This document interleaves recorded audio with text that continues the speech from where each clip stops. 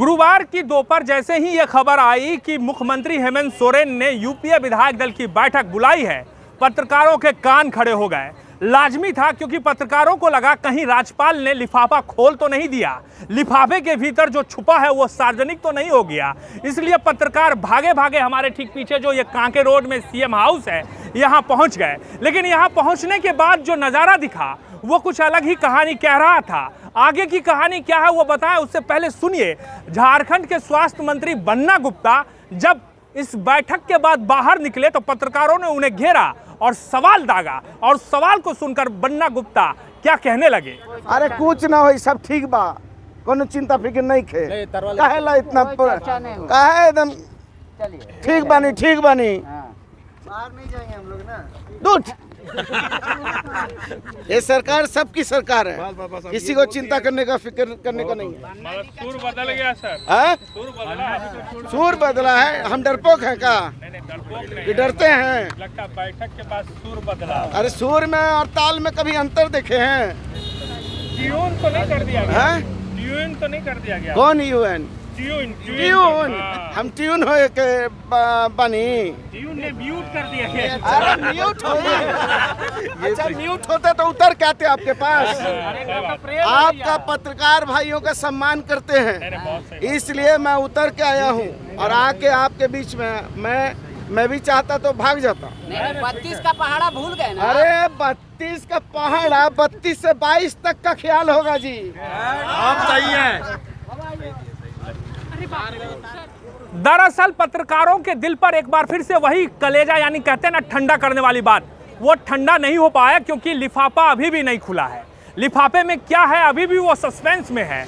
इस बीच पत्रकारों को ये जानकारी जरूर मिल गई कि जो विधायक यहाँ बुलाए गए थे, दरअसल उन विधायकों से ये समझने की कोशिश की गई, विधायकों के मुताबिक, कि विकास की योजनाओं को कैसे उनके इलाके में धरातल पर उतारा जाए। लेकिन कहते हैं ना कि जो दिखता है वही सच नहीं होता है, सच कुछ और भी होता है। तो सच ये है कि 1932 खतियान जब से कैबिनेट से पारित हुआ है, तो इसको लेकर कांग्रेस के कुछ विधायकों, सांसदों ने नाराजगी जाहिर की।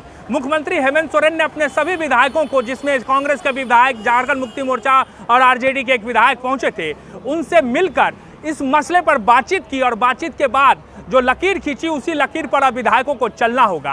आगे सुनिए, जब इस बैठक के बाद तमाम पार्टी के विधायक, नेता, मंत्री निकले तो उन्होंने क्या कहा। सारी बातें मैं आगे कहूंगी। अभी माननीय मुख्यमंत्री ने आश्वासन दिया है कि हर कोई अपनी बात को रखेगा, एक वृहद रूप से इसके लिए मीटिंग होगी।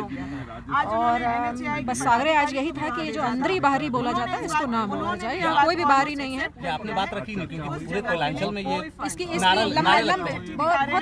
बहुत ही वृहद चर्चा हम इस पे करेंगे। इसके लिए माननीय मुख्यमंत्री हम सभी विधायकों को समय देंगे। आज उसका आश्वासन हमें मिला है।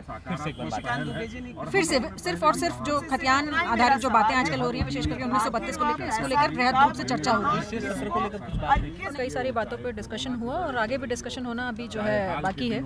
तो बहुत सारे क्षेत्र के विकास के कार्य जो रुके हुए थे उनके बारे में डिस्कशन हो रहा था आज। उस पर जो है, उस पर भी बात हुई।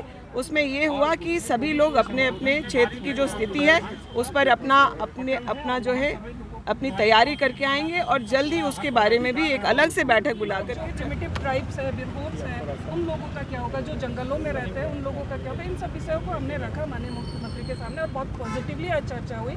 और उन्होंने कहा है कि और एक बैठक हम लोग इस पर रखेंगे जिसमें सभी चीज़ों को समाहित करते हुए हम लोग इसका रास्ता निकालेंगे। तो ये एक पॉजिटिव संकेत है। आप संतुष्ट हैं? मैं बिल्कुल संतुष्ट हूँ। जिस तरह से आज मेरी बातों को सुना गया, जिसकी हम लोग लगातार बात कर रहे थे, मांग कर रहे थे कि ये कटअप डेट को नहीं दिया जाए बल्कि खतियान आधारित हो, तो माननीय मुख्यमंत्री जी ने इसको काफ़ी गंभीरता से लिया है और एक बार इस पर बैठने की बात की। ठीक है मैडम, कोल्हान के जो अन्य विधायक हैं मुक्ति मोर्चा के, उनका क्या रुख था?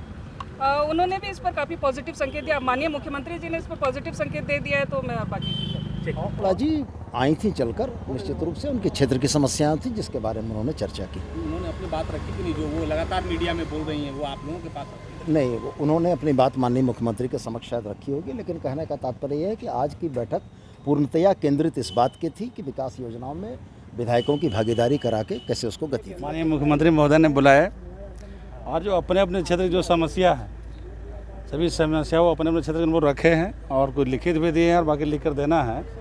और जनता की जो आशा आकांक्षा है पूरा कैसे हो, इसके लिए सरकार बेहतर काम करे, इसके लिए पूरा होमवर्क जारी है। दरअसल ये पॉलिटिक्स है। पॉलिटिक्स में मुद्दा बहुत मायने रखता है और 1932 तो झारखंड में एक खास मुद्दा रहा है। इस मुद्दे पर राजनीति जब से झारखंड अलग राज्य बना तब से होती रही है। बाबूलाल मरांडी ने इस मुद्दे को भुनाने की कोशिश की, लेकिन उनकी सरकार गई, पार्टी तक छोड़ना पड़ा। एक बार फिर से वो भारतीय जनता पार्टी के साथ हैं, लेकिन 1932 सन 2000 से लेकर 2022 तक कायम रहा। 2022 की कहानी यह है कि 1932 को अब आखिरी छोर पर पहुंचाने का जिम्मा हेमंत सोरेन ने उठा लिया है। एक तरह से कहें कि उस तरफ वो बढ़ भी चले हैं। तो अब ऐसे में राजनीति कुछ अलग तरीके से हो रही है और इस राजनीति में कांग्रेस भी अलग भूमिका में है, बीजेपी भी अलग भूमिका में है, लेकिन झारखंड मुक्ति मोर्चा मुख्य भूमिका में है। आगे इस मायने में आपको कुछ भी कहे वो सही नहीं होगा, लेकिन ये जरूर कहेंगे कि वीडियो पसंद आए शेयर जरूर कीजिएगा। आप देख रहे थे समाचार वाला, मैं हूँ राज सिंह। नमस्कार।